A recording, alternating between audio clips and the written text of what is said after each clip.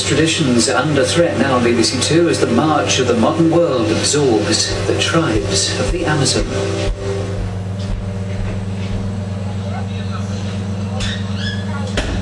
The Amazon rainforest, where ancient and modern worlds collide.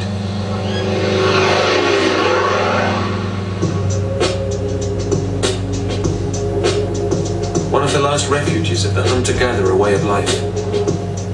There are as many as 40 tribes here that have had no contact with the modern world. But hundreds of tribal cultures have been wiped out since the white man first set foot in the forest, and the threats continue to this day. Why has so much been lost? And what is happening in 2005? This is the story of 3 tribes, and how they are coping in a rapidly changing world. One which has been corrupted by contact with outsiders. One whose resistance has earned it a terrifying reputation. And one which is blissfully unaware of the dangers which lie ahead. This is a journey to the wild heart of the rainforest, to find out what the future holds for the tribes of the Amazon.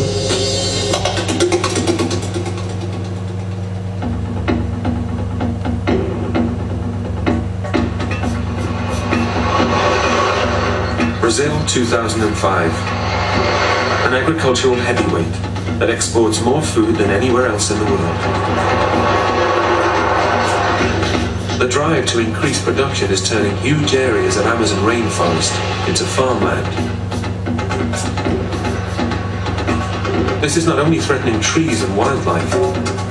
Hundreds of tribes have lived in the forest for thousands of years, and Brazil's agricultural revolution is threatening their very way of life.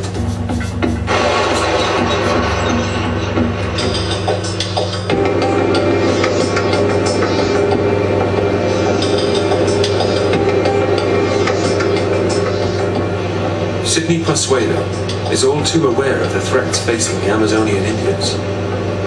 He's one of the world's greatest living explorers. No one alive has contacted more tribes than him. At 64 years of age, he's had malaria 39 times, been kidnapped by Indians, and survived plane crashes. His work with the Indian Protection Service puts him in conflict with loggers, ranchers, and farmers. He's had numerous death threats. He's on a routine visit to one of the last untouched tribes of the Amazon, the Zoe. Zoe's territory is 200 kilometers north of the Amazon River.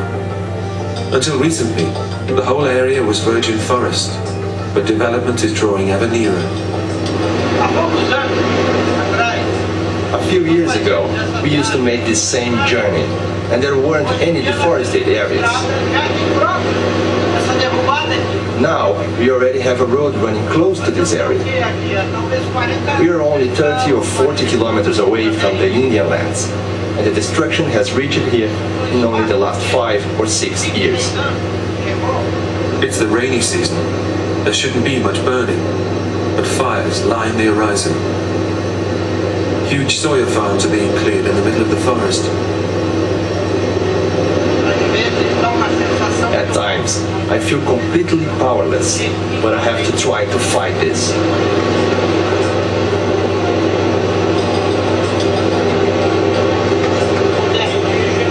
We're now flying over Indian lands.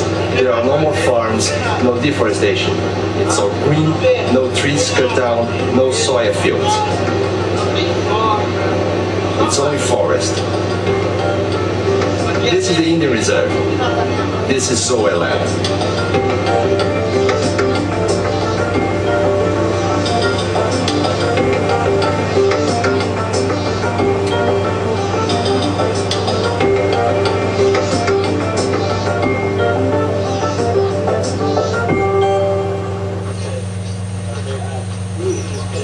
The Zoe are one of the few unchanged tribes left in the Amazon. They're naked, except for a carved wooden plug stuck through their lower lip. Sidney first contacted him in 1991. He has many friends here.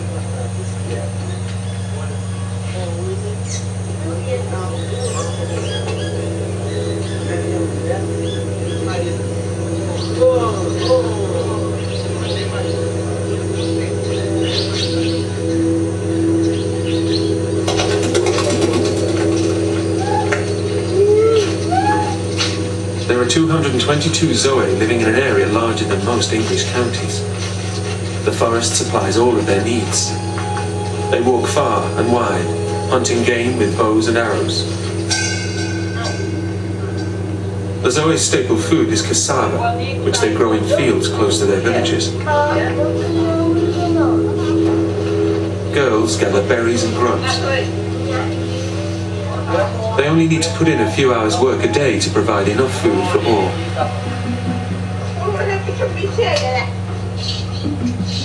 Domestic chores include bow making. The women make headdresses and vulture feathers that they all wear.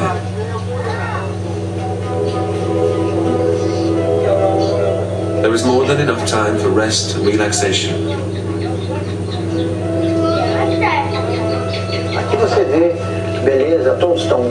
What you see here is beautiful. Everybody is naked, the kids are playing. There aren't any worries about clothes or belongings. Some people who came here have the misconception that the Indians are poor. They are not poor at all. They have their own language and history, and they are generally happier and look out for each other more than the white people.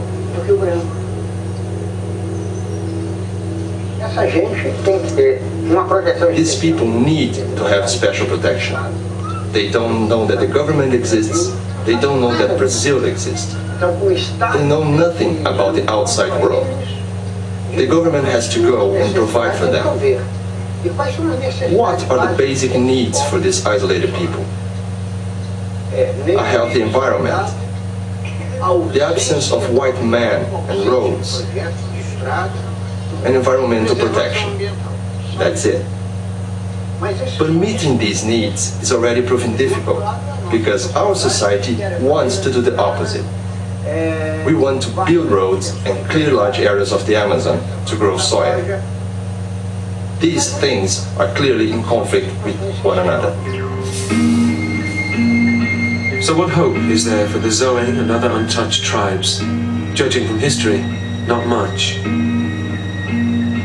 Indigenous peoples have been under siege since Portuguese explorers first landed in Brazil 500 years ago. Millions were wiped out by violence and the colonists' diseases. But the white man's advance was held back by the dense Amazon rainforest. But even this last refuge couldn't withstand the march of progress in the 1960s and 70s. Huge power stations were built using the latest technology. Dams harnessed the power of the country's mighty rivers, and machinery pushed roads into the interior.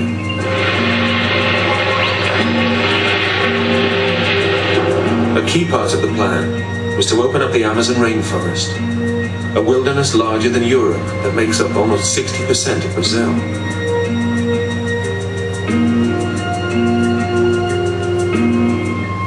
Hundreds of tribes of Amazonian Indians, unaware of the changes going on in the outside world, were contacted for the first time.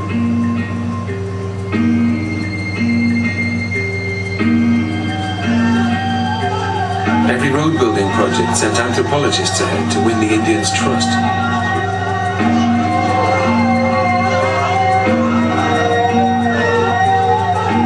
But not all the tribes were receptive to these advances. One group in particular resisted the white man's plans for the Amazon violently. In 1971, the BBC took some of the first ever footage of this legendary tribe. A crew were in Brazil to film the building of one of the many roads being pushed into the rainforest.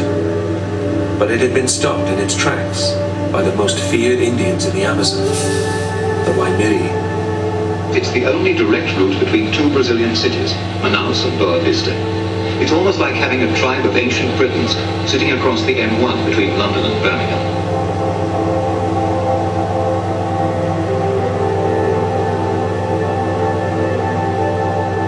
For more than 100 years, they'd killed every white man that came onto their land. Hunters, rubber tappers, soldiers, missionaries. This group set off to befriend them. Some months later, the Air Force flew in to recover their bodies.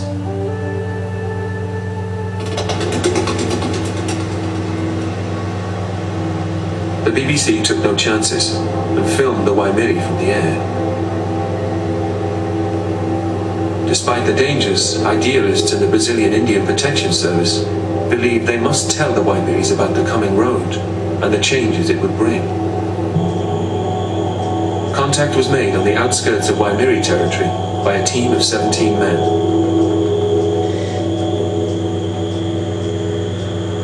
But in 3 years, this man and all but one of his colleagues would be dead.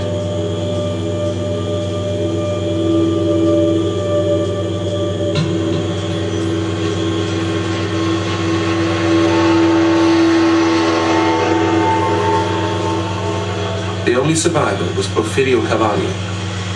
Most of his group were wiped out in one ferocious attack in 1974. Porfirio was in nearby Manaus when a distress call was radioed through. Fearing the worst, he flew to a jungle airstrip and swam across a piranha-infested river to this very spot, the base from which he and his colleagues had once hoped to get to know the Waimiri.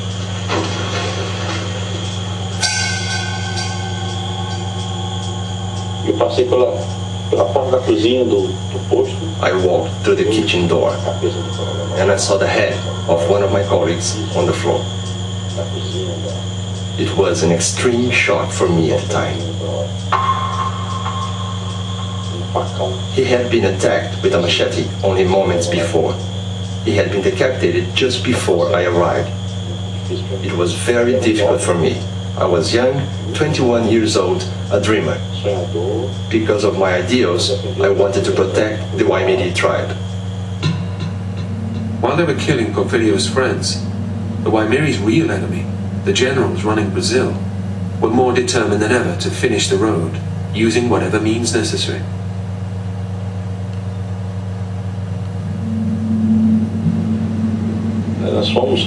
We tried several times to talk to the generals, to explain what was happening. But they were irrational people. When I went there with a colleague, we asked them to stop for a while so we could research the matter properly. They said they were going to shoot those killer Indians. The road from Manaus to Boa Vista was finally completed under tight security. In 1985, the BBC returned to find out what had happened to the Waimiris. This is where the Indian villages stood in 1971. Today, there is not a trace of the large houses or the people who lived in them.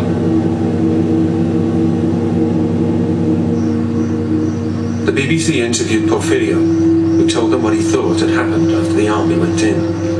E o que aconteceu nesse período? Pouco se sabe concretamente. O que se sabe é que os 2.000 índios que existiam lá, que eu visitei, tive a oportunidade de visitar várias dessas malocas, não existem mais. Sumiram. Most of the Waimiri had vanished. Only a few groups were scattered through the forest, ravaged by diseases like measles, against which they had no immunity. Many communities in the Amazon suffered the same fate as chainsaws and bulldozers tamed the rainforest and opened up their world to the white man. But not every tribe disappeared as change swept through the rainforest. The Kayapos of the southern Amazon became friends with explorers who protected them and began to teach Indian children Portuguese.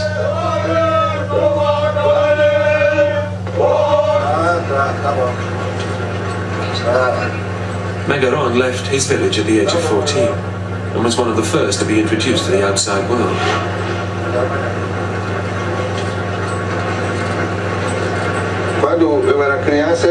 When I was a child, I used to play with the other children, fishing, catching birds. When I went to work with the white man, I didn't play like this anymore. I have forgotten many of my people's traditions. I began to see the destruction that I see today, and I began to defend our land, what belongs to us. Megaron hoped that education would help him fight the threats to his people. He now works for the Indian Protection Service.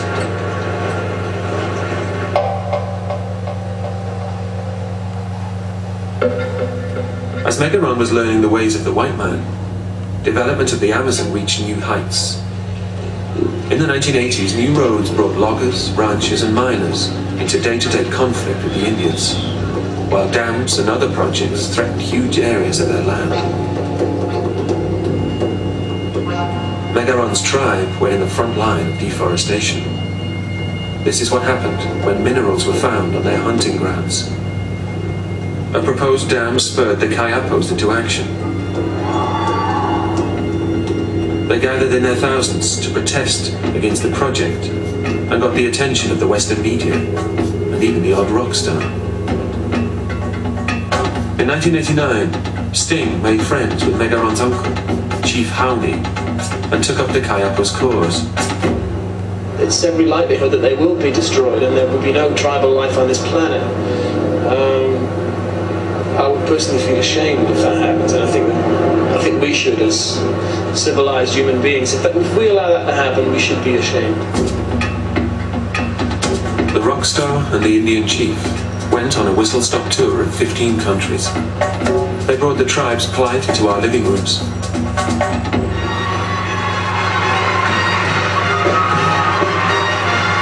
The global spotlight was on the Amazon and Brazil's treatment of the Indians. Bowing to this pressure, the government gave the Kayapos legal title to a large area of land. In turn, this paved the way for the establishment of many more tribal reserves in Brazil. Almost 25% of the Amazon would eventually be owned by the Indians, an area larger than Germany and France combined.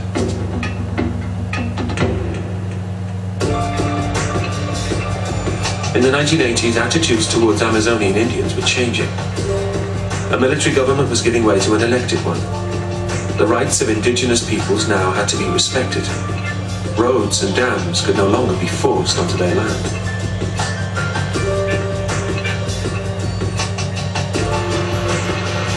Porfirio had never given up on the Waimiri, even though they'd killed his friends. He made the most of the new climate. A power company had built a dam and flooded part of Waimiri territory. Porfirio negotiated compensation.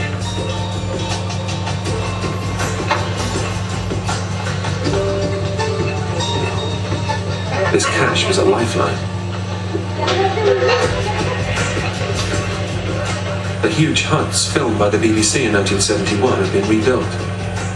With Porfirio's help, the tribe's survivors were united. The compensation money is now being used to forge a new society, one which is independent of the white man. The Waimiri have bounced back from near extinction. There are now more than 1,000, and their population is rising fast.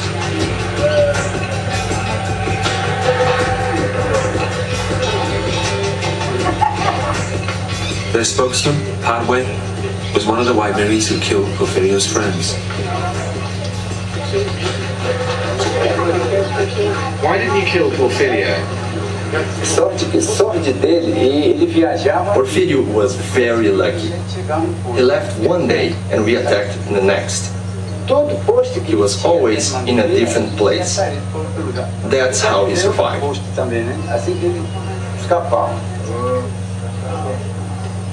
Compensation money has paid for a school. As well as being taught their own language and culture, the children learn Portuguese. Not so they can interact with the outside world, so they can fight it. Aprender e com o jeito que nós estamos querendo, fazendo ele ficar independente de branco, nós estamos querendo. We want knowledge, so we don't need to depend on the white man. We want to study and keep our land safe from the risk of invasion. This is our plan, to stop anyone else from taking our land. Padwe and other Waimiri leaders often travel to the outside world. They tell the school children what it's like. There's a lot of destruction, a lot of pollution. That's what we tell our children in the classroom, so they will learn to live life our way. The Waimiri are armed with technology. The tribe has a website, the village a computer. In the meeting hall are pictures of Waimiri history, depicting the fight to defend their land. One scene that's missing is their battle to stop the road. One of the few they lost. People came with machine guns and other weapons, but we stood against them. We fought them for a long time until we retreated into the forest. Only then were they able to finish the road. Then the diseases came. When the road was built, we started to get the measles and other illnesses such as malaria and tuberculosis. This meant even more of our people died.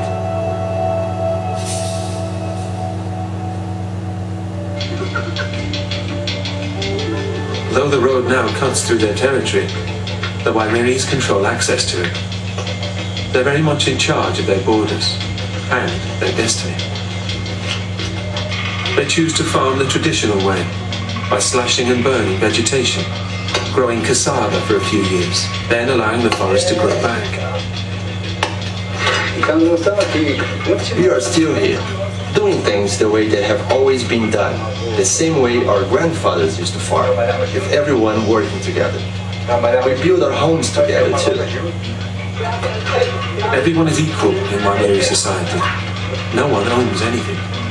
Everything is done on a communal basis. The decision to kill white men was not mindless savagery. It was a group decision, made for the good of the tribe. I don't know much about how white people live, but I think they work for themselves, to provide for their family. They work on an individual basis. For me, this is wrong. As well as avoiding individualism, the Waimaris are careful not to allow cash into their society and say, the day we touch money, our culture is finished.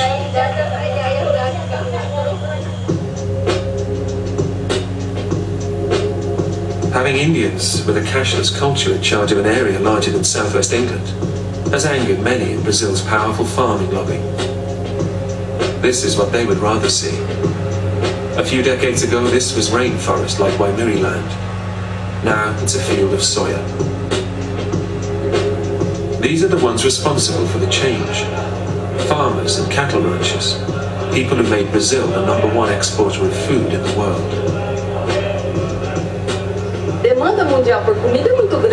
The world demand for food is very high, and it's our job to provide it. Brazil is essentially an agricultural country. What's happening must stop. What's being done with these environmental and indigenous policies shouldn't be going on. They are holding back the country, and this is wrong. The Indians have land. They don't need any more. What they need is to develop the land they already have. Let the Brazilians look after themselves as other countries have. England did what it thought was best. The US did the same. Where are the Apache Indians or the Comanche Indians? Let us take care of our own fate. The Amazon rainforest has paid the price of Brazil's farming phenomenon. An arc of deforestation swept through the south in the 1980s and 90s as trees were replaced with cattle and crops. Like many Indian lands, Kayapo territory is now an island of forest in a sea of farmland. Though the Kayapo's physical boundaries are protected from the farmers, their cultural ones are not so secure. When the park became less and less isolated in the 1980s, a lot of things started to happen. TV and satellite dishes arrived, and the Indians started to have more contact with towns around the park. Their culture started to get more and more influenced by our society. Things like metal pans and wristwatches are now part of many Indians' daily life. They like these manufactured things. They learned how to use them and became dependent on them, and now need money to buy such things.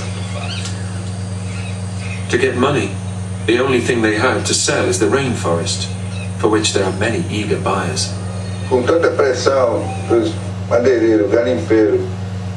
With so much pressure from loggers, miners and farmers, that want to rent the land and clear ranches and take out the logs. The Indian leaders sometimes don't see a way to resist, and they allow the farmers and the miners to come in.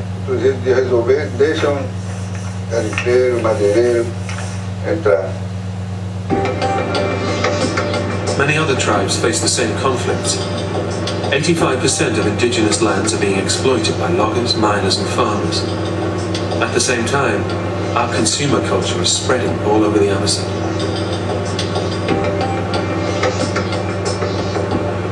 The same dilemmas await the Zoe. Even deep in the rainforest, they are affected by the outside world. Sidney Pozuelo has arrived during a flu epidemic. With no natural immunity, this could quickly wipe out the entire tribe, but a government nurse is on hand with the vaccine. As well as preparing the Zoe for diseases and other physical problems, Sidney believes they need to be immunized against cultural damage as well. He started showing them videos about life in the outside world. So sometimes we have to show them the more unpleasant aspects of our society, even the cruelty and segregation that our society directs against blacks and Indians. They need to learn about this gradually. While we are showing them all of this and teaching them, and they are learning about our society, the outside world is closing in on them rapidly. They need to learn about it if they are to stop their world from being destroyed. The Zoe are naturally curious about the world beyond their boundaries. But Sidney is afraid they'll be lured down a destructive path of development.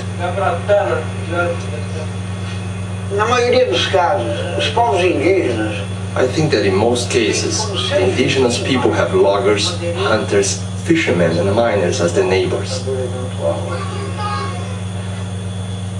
They are surrounded by the worst ecological examples possible.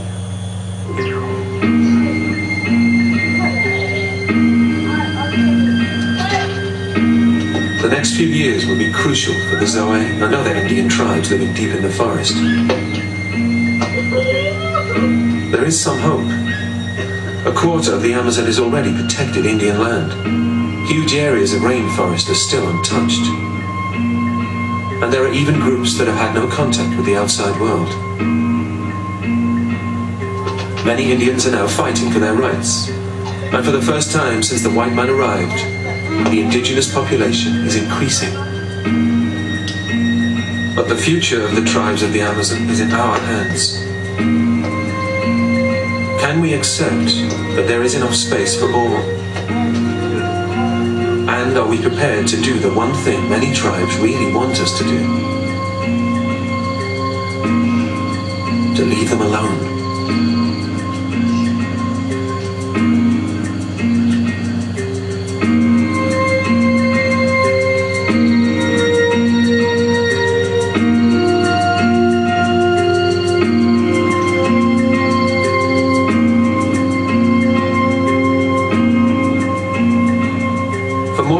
On issues relating to the Amazon, log on to bbc.co.uk/nature. In 1783, 132 African slaves were thrown to their deaths from a ship. The captain wasn't tried for murder because legally slaves were property, not people. It was dealt with as an insurance claim. Abolition with Simon Sharma's Rough Crossings, Friday at 9 on BBC Two. I used to do embroidery of pearls and crystals and silk. The needle used to hurt me all the time. I used to get up in the morning, wash and start work. Sometimes I'd finish at midnight or work until dawn. I hated the work. As we mark the 200th anniversary of the abolition of the slave trade, Raghi Omar discovers the modern day realities of child slavery.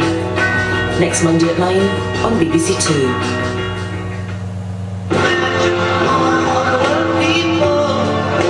Unprecedented access to a civilian hospital in Baghdad.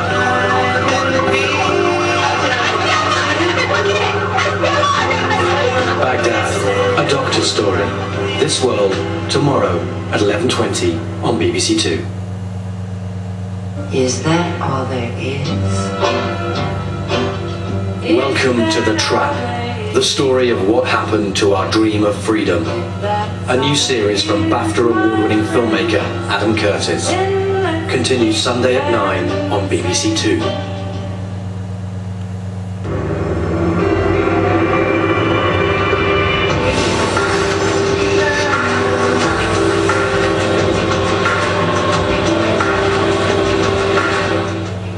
Languages and travel with a German flavour tonight on BBC Learning Zone from 2.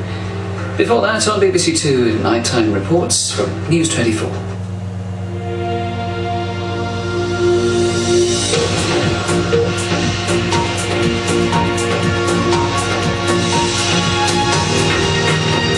Hello again. The cold snap is going to last for a few more days yet.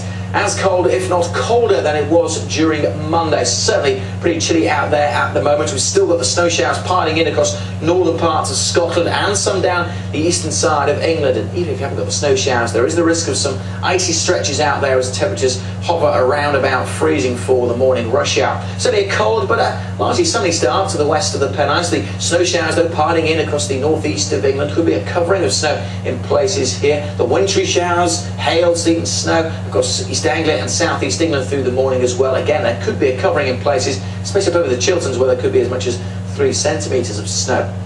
Down across the southwest of England, many places here starting the day with some sunshine. Just a chance still of some showers getting into western parts of Cornwall, and even with the sunshine, it's cold thanks to that northerly wind, bringing a cold, frosty but largely sunny start across Wales. Sunny skies too in Belfast, some showers in western parts of Northern Ireland. They'll be fizzling out. We'll continue with the snow showers across the north and northeast of Scotland, but much of Scotland actually having a fine and sunny day. But of course it will be cold, and that frost only slowly melting away. The showers will continue in eastern counties of England. We'll see some developing across the Midlands, much of western England, Wales and Northern Ireland, though we'll have a largely dry afternoon with some sunshine. It'll stay pretty frosty up over the hills of Scotland, those snow showers continuing across Caithness, Sutherland, the Northern Isles, Aberdeenshire, some across the borders, but Edinburgh probably dry and sunny. Temperatures struggling about 5 or 6 Celsius through the central lowlands and feeling colder because of the wind. That wind will blow more steep snow showers down the eastern side of England, some developing across the Midlands. Between the wintry showers there will be some sunshine, but wherever you are it will feel cold.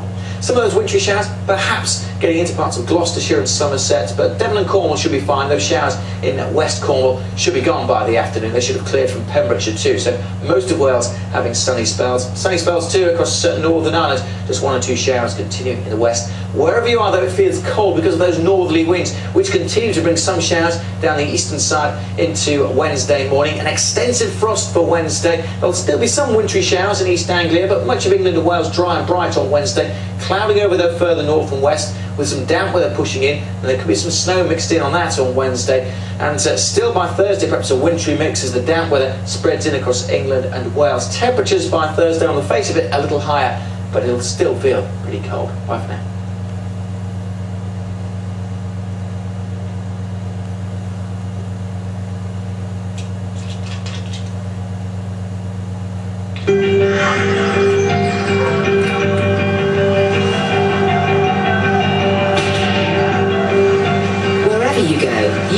BBC News with you. Just text news to 81010 to access the latest stories from the BBC News website on your mobile phone, or go to bbc.co.uk/news.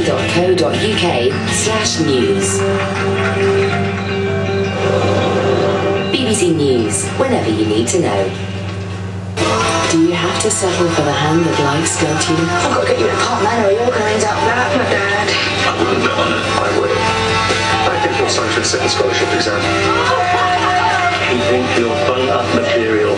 My life is far from perfect. Oh, it's far. It was a bet. I didn't think he actually liked you, did you? Jessie Wallace returns to BBC One with George Cole and Nathaniel Parker. A Glass Apart, Friday 8:30 on BBC One. Questions, I've got some questions I want to know. But what if I could ask you only one thing, only this one time? What would you tell me?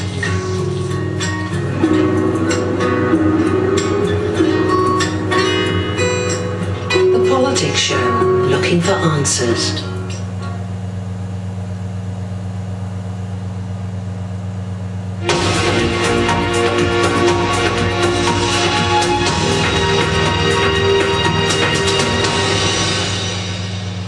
Hello again, I'm Martine Croxall with the main BBC News stories.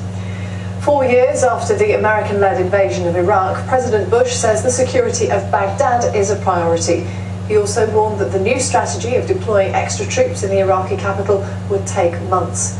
Meanwhile, a nationwide opinion poll in Iraq suggests that 86% of people fear that they or someone in their household might become a victim of violence. The Associated Press is reporting that the former Iraqi Vice President Taha Yassin Ramadan has been hanged. Ramadan was originally sentenced to life in prison, but an appeals court decided to impose capital punishment in spite of criticism by human rights groups. And at least 78 miners have been killed in an underground explosion at a coal mine in Siberia. The cause of the blast is as yet unclear. The family of the BBC Gaza correspondent Alan Johnston have made a public appeal for his release. It's now a week since Alan disappeared. There's still no word on his whereabouts or condition. Efforts to trace him are being redoubled. Friends of the murdered teenager Adam Regis have held 2 minutes silence near to the scene of his death in East London. The Home Secretary John Reid has today announced new measures to tackle knife crime. NHS trusts in England raised £95 million from car parking charges last year, according to new figures. Health charities have attacked the fees that have made more than £1 million each for 30 hospital trusts. Owners of so-called gas guzzler cars could be in line for dramatic increases in their road tax. Reports are suggesting that Gordon Brown will raise the duty on the worst polluting vehicles to more than £400 over the next 2 years when he delivers his 11th budget on Wednesday. As more on our interactive news service BBC I, you'll find it on Freeview or digital satellite. Just press the red button on your handset. All today's sports news now. Here's Francis Collins. Hello again. We have a couple of great games to update you with in the FA Cup. Let's start first of all with the all-London clash. Spurs at home to Chelsea, a match with 2 cracking goals from the Premiership champions as they ran out 2-1 winners. After the dramatics of their first meeting, there was plenty of expectation about this match in North London. But the first half was a sedate affair, Dimitar Berbatov going closest for the hosts. And Sean Wright-Phillips, chosen ahead of Ian Robben, gave an early indication that he had remembered to bring his shooting boots. More of him later. The second half was in stark contrast to the moribund nature of the first, Spurs starting it brightly, and Pascal Chimbonda brought the first real save out of Petr Cech. But Chelsea rode the storm before taking the lead in sensational style. Andrei Shevchenko fashioning a brief sight on goal. One swing of his left foot may be enough to convince the critics that his class had never really disappeared. The man who scored Chelsea's second knows how Shevchenko feels. Wright-Phillips has hardly been a fixture in the side since moving in 2005. This may be enough to press his claims in future weeks. There was still more drama, Berbatov earning a penalty after being felled by Ricardo Carvalho. No booking for the Portuguese defender and no mistake from Robbie Keane from the spot. But Chelsea held on. The only cause for concern for Mourinho and his men came after the final whistle, when an irate supporter vented his fury at Frank Lampard. Nothing, it appears, can stop Chelsea in the Cups. Matt Goodrick, BBC News. The other game was at Old Trafford between Manchester United and Middlesbrough. It ended in somewhat controversial circumstances with the United penalty that Middlesbrough disputed. A 1-0 victory then for the team who are still chasing the treble. The reason these two sides had to meet again was Cristiano Ronaldo. The Portuguese winger earned United a replay with a late penalty at the Riverside, and he seemed set on finishing the job this time around, straight from the start. The home side created far more chances early on, yet Borough almost took the lead when the ball found Mark Viduka, following Abel Aksavia's deflected cross. Wayne Rooney should have broken the deadlock on the stroke of half-time, after breaking free of the offside trap. But luckily for the visitors, goalkeeper Mark Schwarzer kept his eye on the ball. The fierce pace continued into the second half, and it was Borough who really should have gone ahead when Stuart Downing missed an opportunity created by Viduka. Then it was time for Ronaldo once again. Having hit the woodwork following a trademark run, he then went on to win a penalty, leaving Jonathan Woodgate dazed and confused. The result never in doubt. Just before the end, James Morrison decided he'd had enough of Ronaldo for one evening. Referee Mike Dean did the rest. Frustration ultimately for Borough.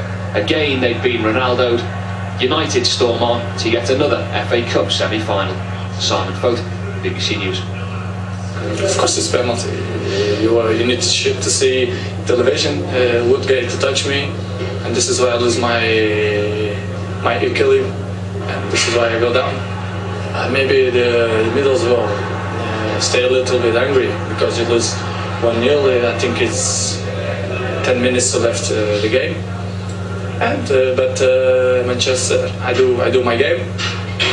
I think I'm good. I play good. The team helped me, and everyone. It's good. Very difficult in real time, and I've seen it a couple of times since, and I'm still not sure. The referee obviously is sure because he's given it, and we have to get on with that. You know, United have scored from it. It's the only thing that my goalkeeper hasn't saved tonight because he was brilliant. And you know, United have won, and get on with it. So there's the revised FA Cup semi-final draw. Blackburn take on Chelsea. Watford face Manchester United on the weekend of the 15th of April. It's been damage limitation time for the England cricket team in particular. Their deposed vice-captain Andrew Flintoff. He's been disciplined by the management after being reportedly pulled from the sea after an incident with a pedalo in the early hours of Saturday morning. Well, the all-rounder has been speaking to us. He's contrite and looking to put the incident behind him.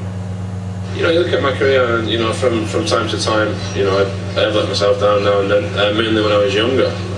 But, you know, I'm not a young lad anymore. I'm 29. I've got responsibilities both on and off the field. And that's something which I've, you know, got to take on board and I've got to adhere to. So yeah, as I say, I just want to get back into playing cricket. You know, almost learn something from what's happened and try and get better and stronger from it.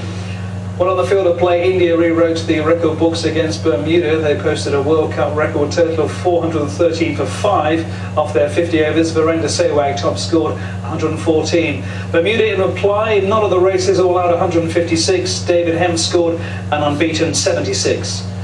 And the host nation, the West Indies, have joined defending champions Australia in the Super 8 stage after defeating Zimbabwe by 6 wickets in Jamaica at Savannah Park, chasing 203.